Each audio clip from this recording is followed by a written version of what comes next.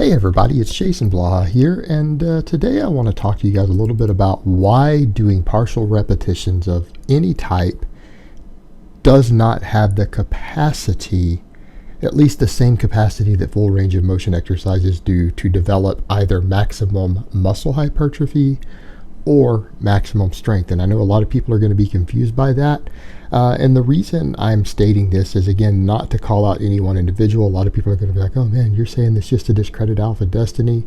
No, because he's not the only one who advocates this. A lot of people are advocating more than one type of partial exercise, not just the type that he's advocating. And oftentimes I get people who say, hey, you should check out this channel. You'll like what they're doing, or they have a similar philosophy to you. And then I look and see, and they're doing tons of partial exercises and promoting partials and things like that. And no, that's not something I can back. And I think it's something people need to be educated on in terms of basic physiology. Now, in this video, I don't want to get into the risks of it. I'm not going to get into the actual dangers and how certain types of partials in a variety of situations can cause higher risks of injury, because that's not the point of this video. This is not an injury prevention video. This video is just discussing development of training response, meaning you're training muscles either for the purpose of getting bigger or for getting stronger. That's usually why most of us are training and exercise. That's why we weightlift. Or at the very least to keep the size or strength or both that you already have. That's the purpose of weightlifting. And one of the big misnomers out there is that people say things like, oh man, you can overload a muscle. You can overload a muscle by doing partials with a weight much heavier than you could ever lift in a normal version of the exercise. And that's not really true. Now, there are specific, sport-specific applications where a very, very heavy partial or even static lift do apply for increasing very specific performance elements and preparing people in certain ways for one rep maxes in a competitive environment.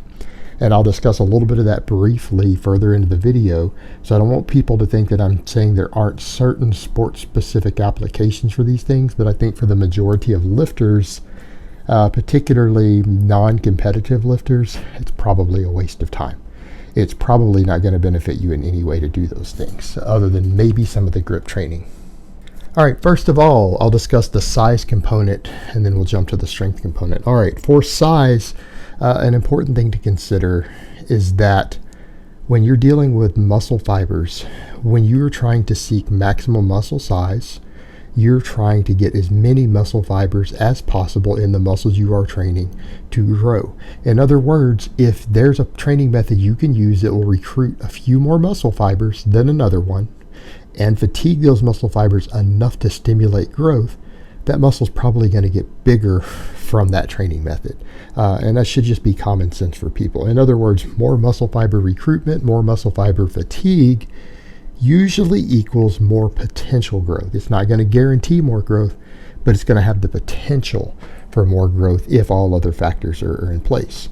And here's what you have to consider. With most exercises, or with any given muscle, at the terminal ends of the movement of the joint, there are usually extra muscle fibers that are not always worked in the middle or worked at the other extreme. So for example, let's say you're doing a partial bench press, you're doing half reps off the boards, or you're doing rack pulls in a rack. What you're going to find is that a lot of the muscles involved are going to be pulled through a shorter range of motion. And I'm not saying partial exercises can't stimulate significant hypertrophy. They can. But if you are trying to stimulate maximum hypertrophy, a longer range of motion exercise is going to have more potential to do so. When you take those big exercises, for example, the bench press, if you're doing a half rep bench press, you're going to miss most of the muscle fibers involved that are only recruited when the muscles are stretched into a deeper position. And I'm not saying you have to get all the way to maximum range, but you need to get relatively close to make sure that you recruit the most available muscle fibers. And that's been studied quite a bit. And so if you're just doing those half reps, you are absolutely not moving the muscle fibers into the range of motion to where they are disadvantaged and put into a stretch. The pecs, when your hands are further down on the bench press, the pecs are stretched more at the bottom. And I'm not saying you have to get so deep that the pec is fully stretched, In other words, you don't necessarily have to use a dumbbell or a cambered bar to get all the way down, but if you can at least get within an inch or two of that deepest range of motion, such as, say, touching your chest, you're going to get significantly better potential for muscle fiber recruitment. The same thing with the tricep. When the triceps, the elbow is bent more, the muscle is stretched more. There are going to be heads in the tricep that get worked to a larger degree at the bottom, and by not doing the full range of motion, you are going to limit those to some extent. The other thing to consider is that it doesn't matter that you're doing more weight in the shorter range of motion, because the fatigue will be the same.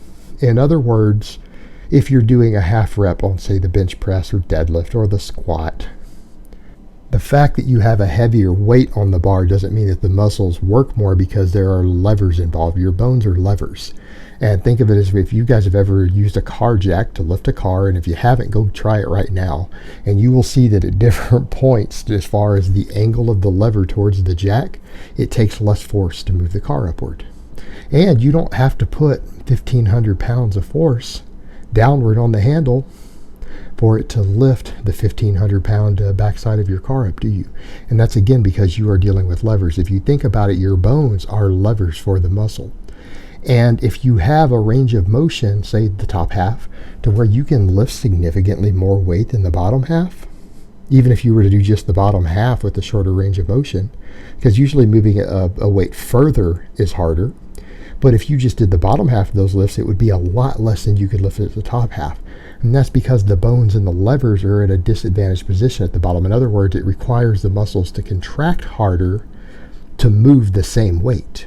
Right? They have to work harder to move the same weight. So when you're doing just the top, the muscles don't have to work as hard to do 5 reps with the heavier weight. In fact, your 5 rep max at the top, if you did only the top half, is going to create the same amount of fatigue or about the same amount of work done as if you just did the bottom half with a 5 rep max for that weight. And there could be 100 or 200 or 300 pounds difference between your 5 rep max and each of those ranges of motion. So accordingly, what happens? You get the same amount of fatigue. Well, fatigue is also your other big factor in muscle hypertrophy. So what really you're going to find is that it's going to be the amount of fatigue you accumulate with a given amount of tension time as far as movement goes, as far as reps. It's going to create the metabolic stress, which is a big aspect of muscle fiber growth also. So in other words, a 5 rep max to a partial doesn't stimulate any more growth than a 5 rep max to the full range of motion, even if you use a heavier weight. But because you're skipping part of the exercise, you are losing some potential muscle fiber recruitment for certain fibers and heads of a muscle that are going to get worked harder because of different joint angles in their position in the muscle. So you have the most growth potential if you get a longer range of motion as a general rule. And the same thing for people who do mid-range partials, their idea there is that they want to create constant tension, right? That's what people will say. So they're skipping in the top and the bottom. Well, that doesn't work either, and every study looked at it has found there is no hypertrophy advantage to doing that. And we go back to the other point, in some cases less hypertrophy, because sometimes you're losing some of the more effective muscle fibers on the terminal ends of the range of motion at the top or the bottom by trying to achieve this constant tension, and ultimately you might create the same amount of fatigue, but certain muscle fibers don't get recruited, so the growth potential might be lower. Now people will say, why do pro bodybuilders do it? How do they get away with it? Well, simply put, because they're on large amounts of drug and they're creating metabolic fatigue. It's not that they get more muscle growth doing it that way, it's that it probably doesn't matter for someone who is blasting large amounts of drugs and they're fatiguing a muscle at all. It's simply going to grow. Unavoidable, impossible for it not to. And so in that case, they're just buying into a philosophy and repeating what other bodybuilders have done, and they don't seem to notice any difference anyways, because again, they're creating fatigue and using huge amounts of anabolic drugs. The muscle just grows. It doesn't matter that they trained it that way or some other way. Probably doesn't matter for them at that point. But for people who are natural, or people who are using very minimal amounts of these substances, they're going to have more growth potential with a longer range of motion. Now, we jump over to the strength end, joint angle specificity. Let's just be realistic here. When you are training a muscle to get strong, strength does not carry over through the full exercise. You say, what? Meaning, if you train only half of a range of motion on an exercise, yes, you gain the muscle hypertrophy end. So whatever muscle fibers you hypertrophy, those will get stronger in proportion, but you don't gain the neural efficiency, you don't gain the neuromuscular aspects of the strength more than about 15 degrees in a joint beyond where you train it. So in other words, if we don't need to get into a complex stuff like a deadlift or a squat or a bench, let's talk about a bicep curl. If you only do a bicep curl and you stop at 30 degrees from the lockout at the bottom, you will not gain the same neuromuscular strength at the very bottom of the curl. In other words, when the bicep is fully extended, and that will carry over to any other use of the bicep, including a chin up or a row or anything else. You will not gain the full strength from the neuromuscular aspects that you gained in the middle or the top end where you actually trained it, because the strength carryover only goes about 15 degrees. It only goes about 15 degrees. Now, this is why some power lifters can, as an accessory movement, do a lift that stops an inch short of their chest and still get good strength carryover, in some cases at the bottom as an accessory work, because they at least got the joint angles within 10% or so of their maximum range, so they do get a strength carryover. Had they gone a bit higher, though, than they did, they wouldn't have got the same strength carryover. So there are cases where some partials will give a full carryover, but those need to be secondary exercises. Because at the end of the day, you're still going to have to deal with specificity of training and joint angle specificity. And if you need a muscle to be strong through its full range of motion, you need to get very, very close to training it through its full range of motion. And if you don't, and you say, well, I just need to get within 15 degrees, and you shortchange it and you do too many reps to where you don't get within 15 degrees, you're going to find the strength carryover is not going to be there, and you're going to have a muscle that isn't strong through its full range of motion. It just won't be. Again, due to neuromuscular ends. Now, some people will say, well, what about when you see power lifters who do rack lockouts? Or they'll unrack a bar that's as heavy as their 1 rep max in competition. Let's say they're going to they want to do 400 pounds in competition, and their max in training is only 365 for their work sets, or they go up to 380 or whatever, and then so they'll do a unrack with 405. Why does that work? Structural reasons and adjusting their body to the load. Meaning they will do that so that they don't have to beat their body up hitting a true max. They don't have to beat their body up hitting a true max, and if they unrack it, it will prepare their hands and their joints to know the feel of that load, so that when they try it in competition, sometimes if it's a heavier weight than they've ever done in training, because some guys do hit PRs in competition that they do not hit in the gym, it prepares their structure to know what it feels like to hold that load. And in some cases, that can give them a neuromuscular advantage or a confidence advantage, a psychological advantage when they try that weight in competition, even if it's heavier than they've ever done in training. And it's the same thing with squat walkouts. It's the exact same thing. And it's not necessarily making their muscles stronger. It's simply preparing their structure. And that works on structural exercises for loading it when you don't want to ever have to lift that weight in comp up until comp time, and you want to make sure that your body knows what it feels like to have that weight sitting in your hands on top of you, or that your spine knows what it feels like to have that weight sitting on top of your spine. Like, let's say your goal is to hit a 600 squat in comp, so you try to walk out 600 or 610, even though you maybe only hit 575 in the gym going up into the meet. It's purely to prepare your spine to know what it feels like, so you can be prepared for that feeling, so that it doesn't psych you out come competition time, because otherwise it feels real heavy. So that's the reason you'll see that done by even raw lifters sometimes.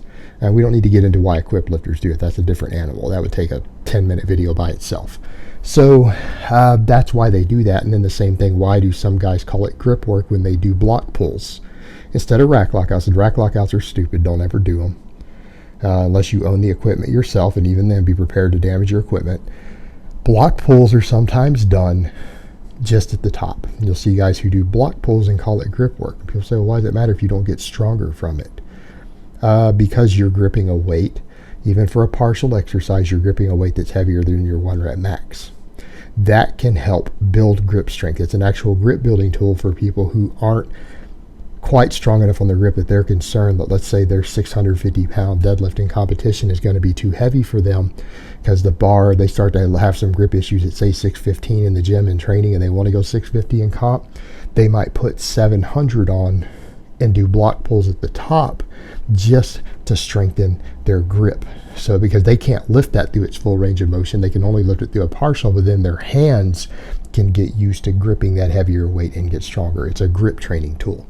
And it actually does work, but you need to understand that as a grip strength tool, it's not making their back stronger. Because again, they've got a leverage advantage. The muscles aren't working harder just because they have a heavier weight up there, but the hands, you're at the same range of motion gripping a bar no matter what weight you're using or what the deadlift range of motion looks like. It's a grip training tool. So that's a little bit different. All right, guys, but that's really all I have to say on that today. I hope it's been informative, and I will talk to you guys next time.